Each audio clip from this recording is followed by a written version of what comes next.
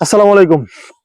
এই সময়টাতে কৃষকের একটু শান্তি, কারণ হলো ধান কাটার পরে নিয়ে যাওয়ার তাড়া নেই।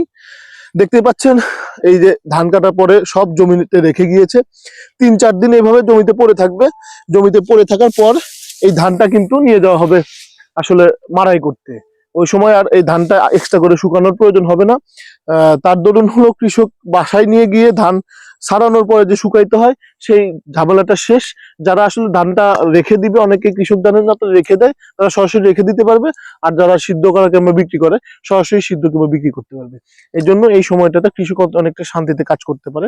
কারণ জানেন আপনার অন্য মৌসুমে এই সময়টাতে প্রচুর বৃষ্টি থাকে, তার দরুন খুব কষ্ট হয়, কৃষকের দৌড়াদৌড়ি বেশি থাকে। আর এখন যে সময়টাতে এসেছি, এই সময়টা এইভাবে প্রত্যেকটা জমি যদি দেখেন, প্রত্যেকটা জমি এভাবে রেখে গিয়েছে। কৃষক অনেক আপডেট এবং তারা নিয়মিতভাবে আপডেট হওয়ার চেষ্টা করছে। সঙ্গেই থাকুন, কৃষিকে ভালোবাসুন, কৃষিকে সঙ্গে নিয়ে বেঁচে থাকুন। কারণ কৃষক বাঁচলে দেশ বাঁচবে।